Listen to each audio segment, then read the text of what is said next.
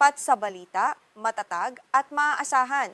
Walang kinikilingan, walang kinoprotektahan, balitang tama at totoo lamang.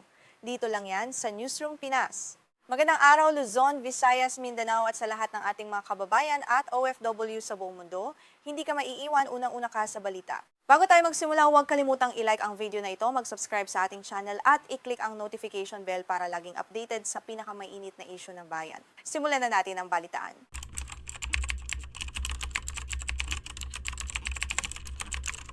Magandang araw. Isang mahalagang balita mula sa gitnang silangan. Nagsagawa ng mga direktang pag-atake ang puwersa ng Estados Unidos laban sa mga target ng Iran sa Bandar Abbas sa Persian Gulf nitong Lunes ng gabi. Ito ang pinakaunang direktang aksyong militar sa loob ng ilang linggo mula nang magsimula ang tigil putukan. Ayon sa US Central Command o CENTCOM, ang mga hakbang na ito ay ginawa bilang self-defense strikes. Ang mga target ng operasyong militar ng Amerika ay kinabibilangan ng mga missile launch sites at mga bangkang pag-aari ng Iran. Ayon sa mga ulat, ang mga bangkang ito ay nagtatangkang maglagay ng mga nakamamatay na minahan sa karagatan. Ang mabilis na pag-aksyon ng puwersa ng Amerika ay naglalayong pigilan ng anumang napipintong banta sa kanilang mga tropa na nakadestino sa rehiyon, lalo na sa mga sensitibong rutang pandagat.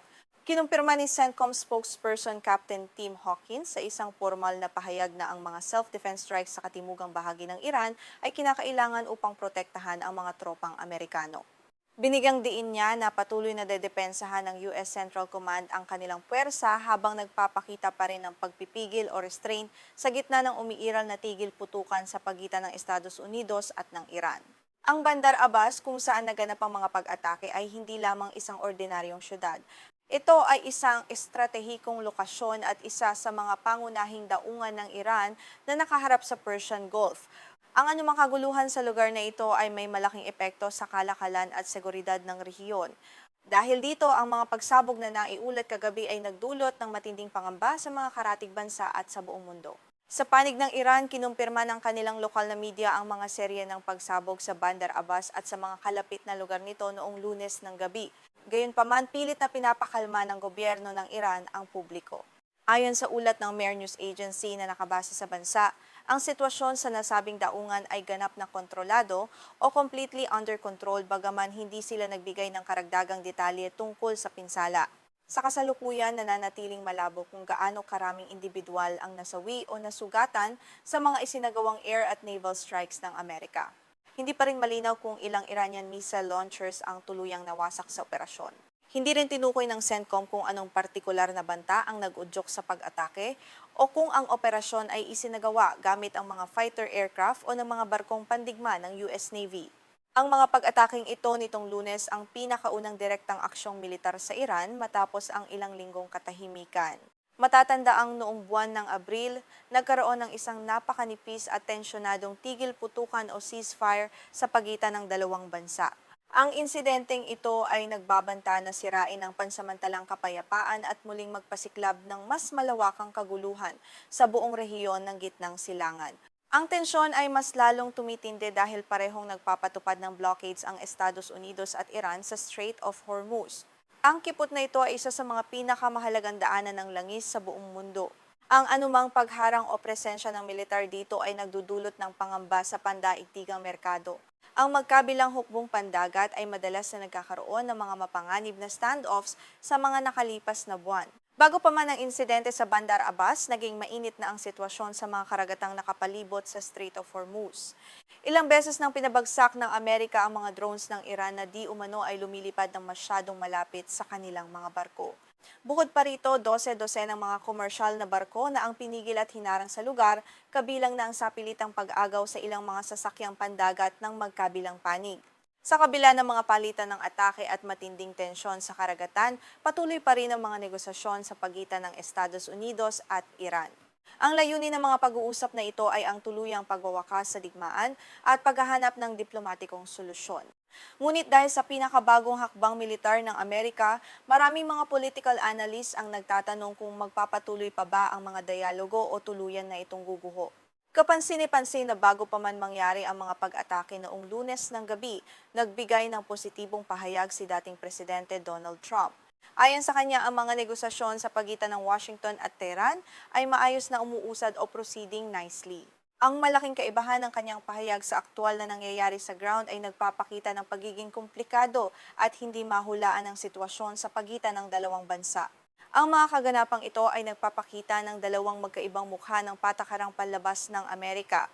Sa isang banda, bukas sila sa usapang pangkapayapaan, ngunit sa kabilang banda, hindi sila nag-aatubiling gumamit ng dahas kung sa tingin nila ay nanganganib ang kanilang mga sundalo. Ang estratehiyang ito ng maximum pressure at diplomasya ay naglalayong ilagay ang Iran sa isang mahirap na posisyon kung paano sila tutugon sa sitwasyon. Ang pandaigdigang ekonomiya ay nakatutok ngayon sa mga kaganapang ito. Dahil ang Strait of Hormuz ay dinadaanan ng halos 20% ng supply ng langis sa buong mundo, ang anumang pagsabog o pag-atake sa rehiyon ay automatikong nagpapataas sa presyo ng krudo sa pandaigdigang merkado. Nangangamba ang mga mamumuhunan na baka maantala ang global supply chain kung lalala pa ang sitwasyon sa pagitan ng dalawang bansa.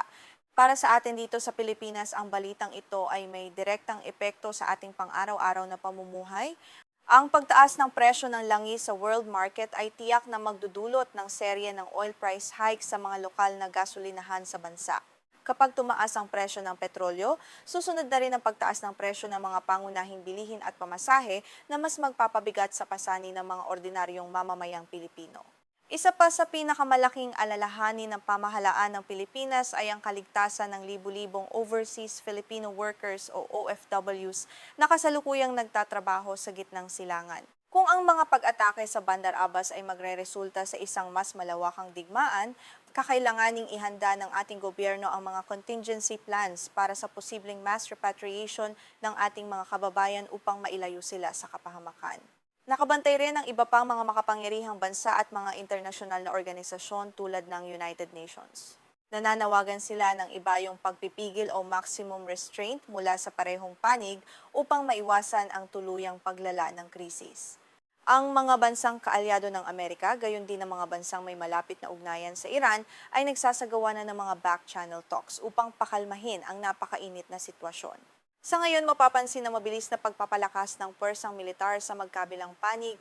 Ang US Navy ay patuloy na nagpapatrolya gamit ang kanilang mga aircraft carriers at destroyers sa karagatan.